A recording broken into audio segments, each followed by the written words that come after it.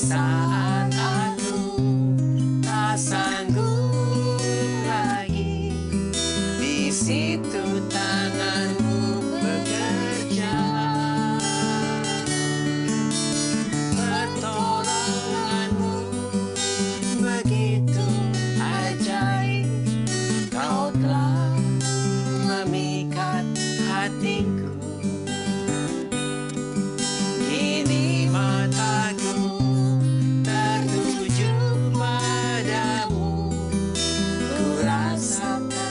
kasih-Mu Tuhan.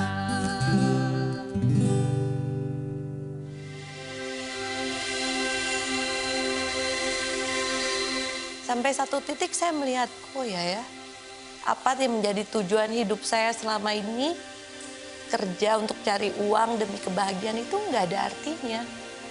Apapun saat itu, misalnya saya punya uang banyak pun, suami saya nggak bisa hidup lagi, saya nggak bisa nerima damai, nggak bisa saya bayar, saya nggak bisa beli. Dan damai yang saya dapetin ketika saya sungguh-sungguh berada dalam kasih Bapa.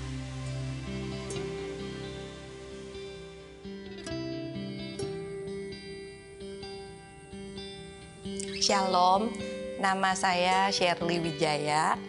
Pekerjaan saya wira swasta dan saya mengelola usaha tour and travel sejak tahun 2000. Umur saya sekarang 47 tahun. Saya punya 3 orang anak yang sudah beranjak remaja. Yang pertama perempuan, usianya 21 tahun.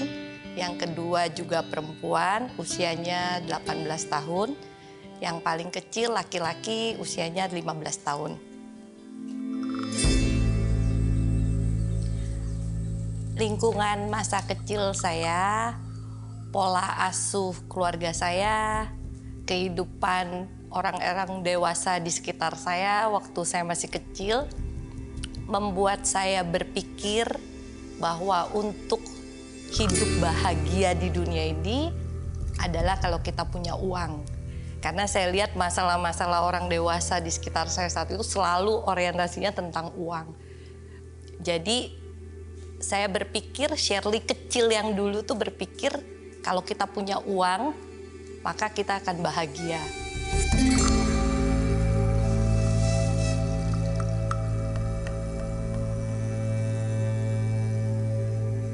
Saya cuma merasa hidup bahagia ya itu. Segala kebutuhan hidup kita selama kita hidup di dunia tercapai, ya itulah arti kebahagiaan. Saya punya suami yang baik, anak-anak yang tidak bandel ya, nggak bantah-bantahan, nggak nakal. Itu buat saya, hidup saya saat itu dalam posisi diberkati sekali gitu. Secara keluarga maupun secara materi.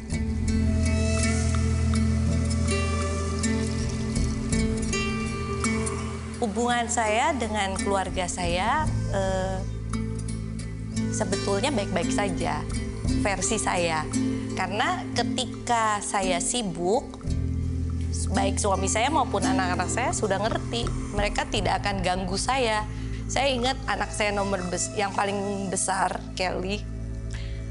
Kalau dia mau ngomong sama saya, dia tuh minta izin dulu. Mami, are you busy now? Yes, why? Oke, next time. Kalau saya ingat sekarang saya sedih. Jadi, dan saya tidak tertarik lagi untuk tanya setelah itu. Oke, bagi saya kalau dia bilang oke, next time berarti udah nggak penting gitu. Yang mau dia tanya sama saya berarti nggak penting. Toh dia nggak lanjutkan gitu.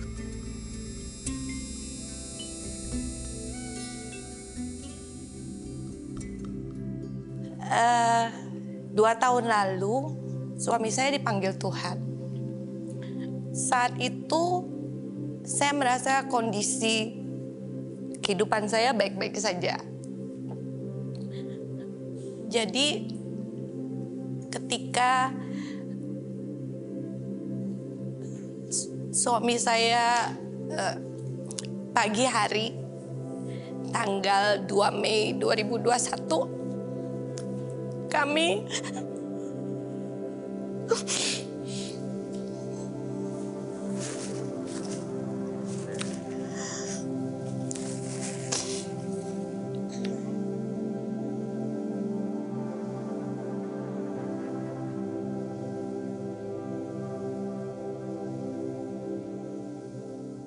ya,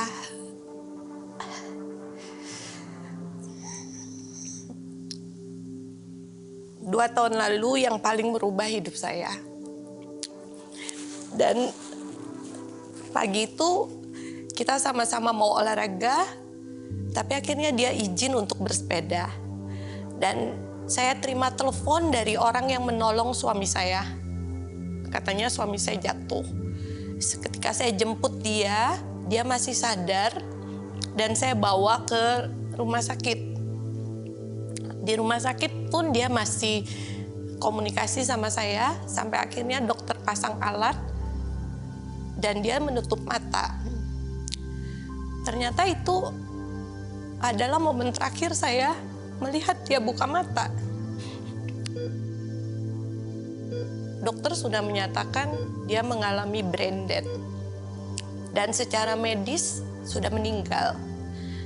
Dari pihak keluarga boleh untuk mencabut ventilator yang dipasang karena semua alat-alat yang bekerja itu fake untuk kehidupan dia. Secara tubuh dia sudah meninggal, otaknya sudah tidak berfungsi lagi.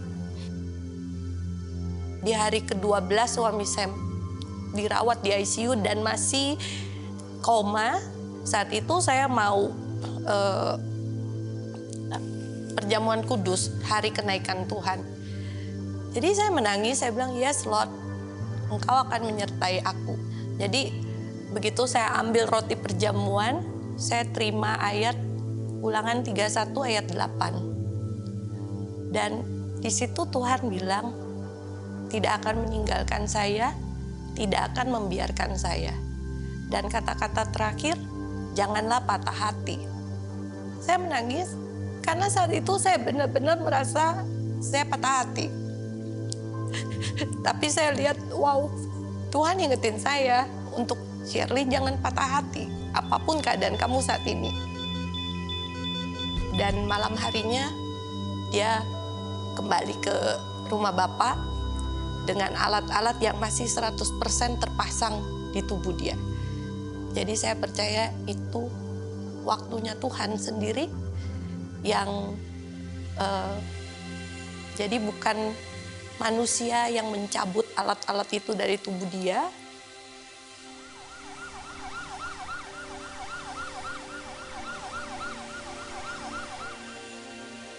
Dan ketika saya menjalani hari-hari tanpa suami saya baru tahu kalau selama ini, walaupun dari kecil saya ke sekolah minggu, setiap minggu saya ke gereja, bahkan setiap hari Jumat saya ada komsel, saya baru sadar, saya tuh baru tahu Tuhan, saya belum kenal siapa Tuhan.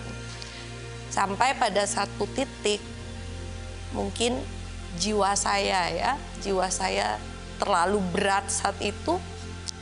Dan ketika saya udah nggak sanggup lagi, karena termanifestasi di fisik saya. Kepala saya sakit, dada saya sakit, sampai makan pun saya nggak bisa. Dan ketika saya berdoa, Tuhan nggak bicara apapun. Cuman Tuhan tuntun tangan saya. Dia ada satu langkah di depan saya. Ketika saya berdoa, saya melihat Tuhan menuntun tangan saya, tangan kanan saya. Dan di situ saya merasakan damai sejahtera yang nggak pernah saya rasakan selama hidup saya. Saya cuma bilang, wow, ini ya rasanya in the presence of the Lord. Di dalam hadirat Tuhan seperti ini rasanya. So peace, dan rasa sakit di tubuh saya hilang semua setelah itu. Sampai satu titik saya melihat, oh ya, apa yang menjadi tujuan hidup saya selama ini, kerja untuk cari uang demi kebahagiaan itu nggak ada artinya. Apapun saat itu, misalnya saya punya uang banyak pun, suami saya nggak bisa hidup lagi, saya nggak bisa nerima damai, nggak bisa saya bayar, saya nggak bisa beli. Dan damai yang saya dapetin ketika saya sungguh-sungguh berada dalam kasih Bapa. Dan itu memulihkan hubungan saya dengan semuanya, terutama dengan anak-anak saya. Jadi saya belajar bahwa ketika kita mengerti bahwa kita ada di dunia ini, Tuhan jadikan kita dengan supaya kita ngerti kasih Bapa, supaya kita tahu Tuhan mau kita bahagia di dunia ini. Dan kalau kita udah kepenuhan kasih Bapa, nggak susah buat kita bagi kasih itu ke orang-orang terdekat kita, yang terutama keluarga terdekat kita. Desember lalu saya ketemu anak saya yang besar. Kami liburan ke Jepang bersama. Anak saya kuliah di sana, dan memang anak saya yang paling besar ini kan yang nggak melihat keseharian saya setelah saya memiliki pikiran yang diubahkan gitu. Jadi waktu ada kesempatan saya bicara dengan dia berdua, saya cuma bilang, Mami nggak mau bicara penyesalan di masa lalu, saya bilang. Tapi Mami menyadari apa yang salah selama ini yang Mami lakukan. Tapi saya bilang, mulai sekarang Mami mau perbaiki. Dan dia bilang gini sama saya, Mami, aku nggak pernah inget semua sisi negatif yang Mami lakukan ke aku. Sampai sekarang aku nggak inget. Tapi yang aku lihat dari Mami itu adalah sisi positifnya. Di mana Mami ngedidik aku supaya aku jangan jadi anak yang manja, supaya aku jadi anak yang mandiri. Dan semua yang Mami ajarin itu bermanfaat ketika aku harus tinggal sendiri di Jepang. Dia peluk saya, dia cuma bilang, "It's okay, Mami. Do not regret the past," gitu. Saya sampai terharu karena menurut saya Tuhan sayang banget sama saya, sama anak saya, memfilter ya apa yang penting buat dia inget, yang nggak penting dia nggak usah inget. Itu berkat banget buat saya, blessing banget ketika saya mendengar itu. Sebetulnya kita nggak akan bisa mencapai tujuan hidup kita di dunia ini kalau kita nggak punya hubungan yang baik dengan Tuhan. Nggak akan bisa. Karena kekuatan kita itu terbatas, kita pasti akan sampai pada titik capek, lelah, dan mungkin seperti yang saya alami, kehilangan segala-galanya. Tapi kalau kita mempunyai hubungan yang intim sama Tuhan, gimana kita bisa dapetin damai sejahtera dan sukacita yang Tuhan kasih buat kita, bukan kita yang ciptakan. Itu luar biasa. Yang kalau sekarang hidup kita walaupun masih nyaman-nyaman, cari Tuhan. Karena kita nggak tahu apa yang akan terjadi dalam kehidupan kita. Kita nggak bisa memilih kehidupan apa yang harusnya terjadi dalam hidup kita. Tapi pada saat ini kita bisa memilih kita mau merespon kehidupan kita seperti apa.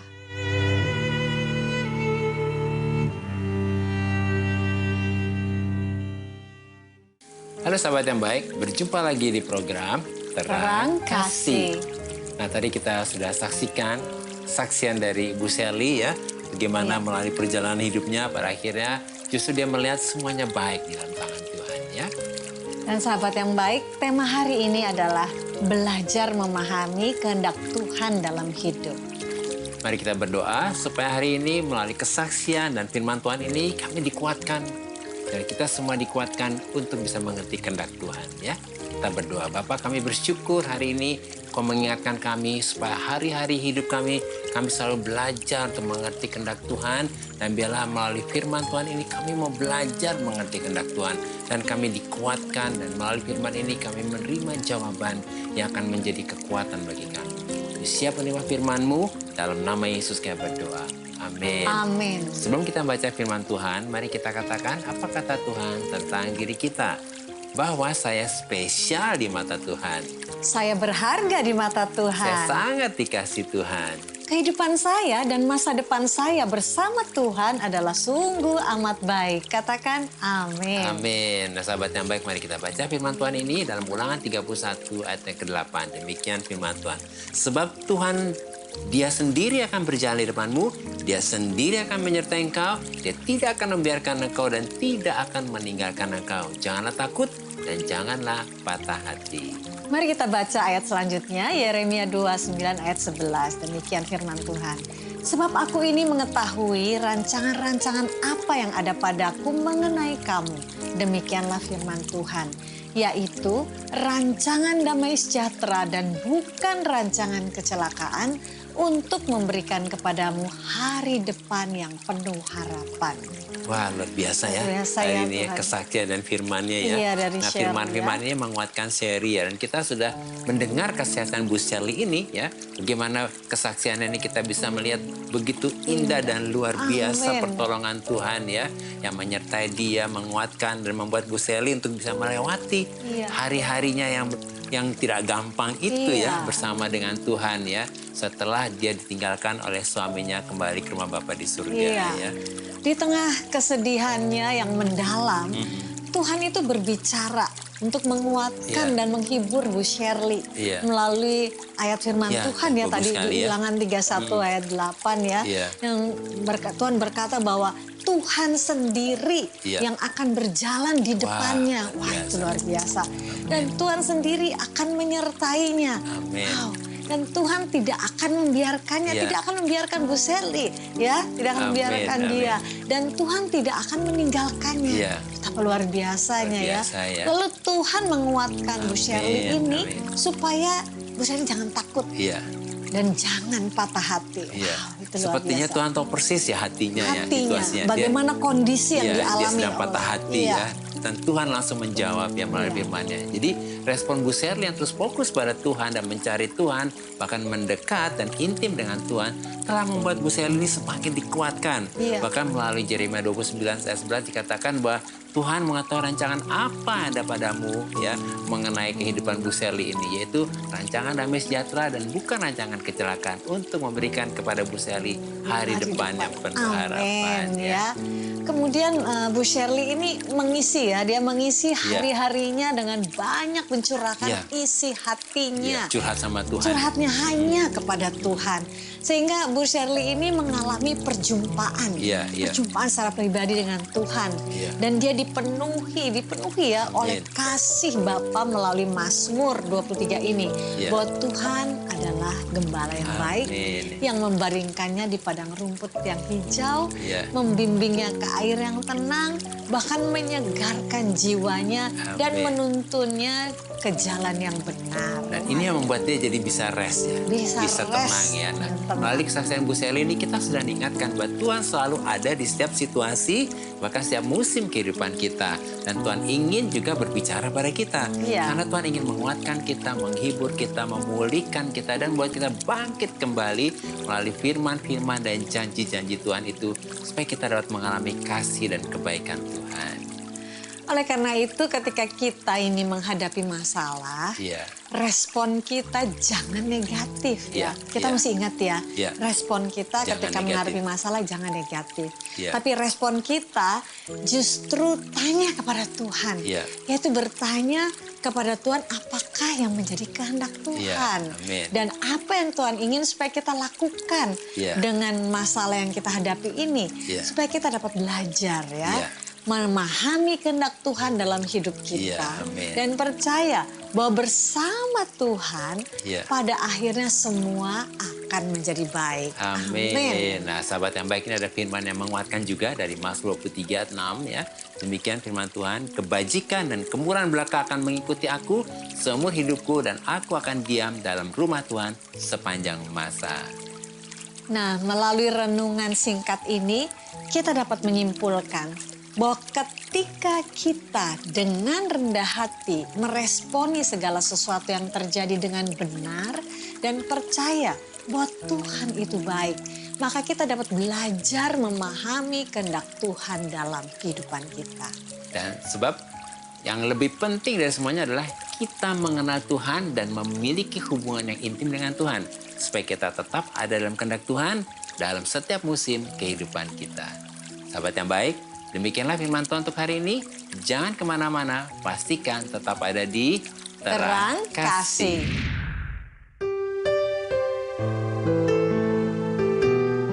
Sahabat yang baik, saya akan bacakan renungan firman Tuhan untuk terang hari ini. Mari kita buka Alkitab kita akan baca sama-sama dari Mazmur 23 ayat yang keempat. Demikian firman Tuhan. Sekalipun aku berjalan dalam lembah kekelaman, aku tidak takut bahaya. Sebab engkau besertaku, gadamu dan tongkatmu itulah yang menghibur aku.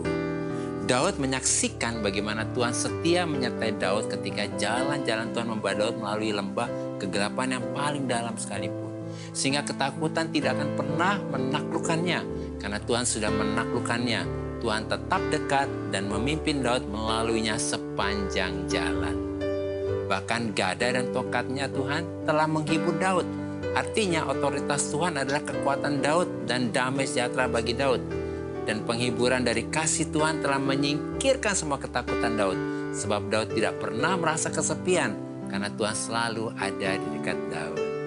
Demikian juga dengan kita. Respon kita jangan takut ketika kita berjalan melalui lembah kegelapan yang paling dalam sekalipun. Karena Tuhan sudah melewatinya, Tuhan menyertai kita, dan Tuhan berjalan di depan kita untuk memimpin kita, menghibur kita, dan menyingkirkan semua ketakutan. Sehingga bersama Yesus, kita dapat mengalami terobosan dan kemenangan. Tuhan memberkati.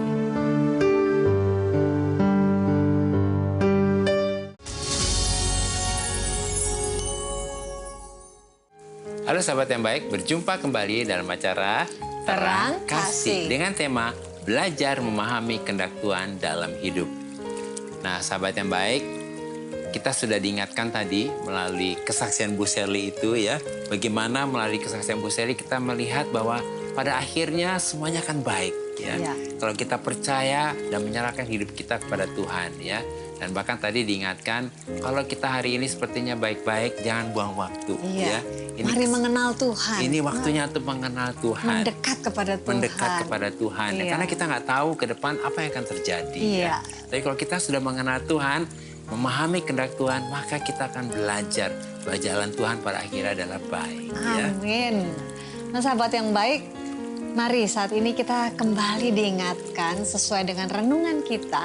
Hal apa yang perlu kita ingat supaya kita dapat belajar memahami kehendak Tuhan dalam hidup. Yang pertama, jangan fokus kepada masalah. Tapi fokus kepada Tuhan yang lebih besar dan lebih berkuasa daripada masalah kita. Dan percaya bahwa Tuhan yang berjalan di depan kita, menyertai kita, menjaga kita, melindungi kita, dan yang akan membuat segala sesuatunya menjadi sungguh amat baik. Dan yang kedua, tolak semua intimidasi iblis dan pikiran-pikiran negatif membuat kita menjadi takut, khawatir, putus asa, dan seperti tidak ada harapan. Bangkit untuk percaya bahwa rancangan Tuhan bukan rancangan kecelakaan, tapi rancangan damai sejahtera dan hari depan penuh harapan. Ketiga, kita harus bangkit untuk menyadari identitas kita. Bahwa kita ini berharga, sangat dikasihi Tuhan, dan tidak pernah dibiarkan sendirian. Kemudian percaya dan meraih dengan iman bahwa Tuhan sudah menyediakan kebahagiaan dan kemenangan di depan kita, bukan di belakang kita. Nah sahabat yang baik, apakah saat ini kau merasa sedang ada di titik yang terendah dalam kehidupanmu? Seperti tidak dapat lagi melihat pertolongan Tuhan. Mari datang kepada Tuhan, serahkan semuanya kepada Tuhan. Dan sahabat yang baik, kalau saat ini engkau sedang berada di titik yang terendah dalam hidupmu, berhentilah menyalahkan orang lain atau diri sendiri. Tapi buka hatimu dan persilahkan Roh Kudus menyingkapkan selubung-selubung dalam hati dan pikiranmu, supaya engkau dapat melihat bahwa Tuhan itu baik, siap menolongmu dan membawamu untuk meraih kebahagiaan yang sudah ada di depanmu, bukan di belakangmu. Mari kita datang pada Tuhan. Musim akan selalu berganti, kasih Tuhan tetap abadi, tak akan berubah sampai selamanya. Ku tetap percaya, ku yakin Tuhan memberkati, ku yakin Tuhan melindungi. Burung di udara Tuhan pelihara, karena kasih-Nya. Tuhan selalu menolongku, selalu menjagaku. Sehelai di rambutku tak akan terjatuh tanpa seizin-Mu. Tuhan selalu menolongku, selalu menjagaku dan mengenyangkanku dan peliharaku seumur hidup. Sungguh Bapa, kami bersyukur, kami percaya bahwa Engkau selalu menolong kami dan menjaga kami.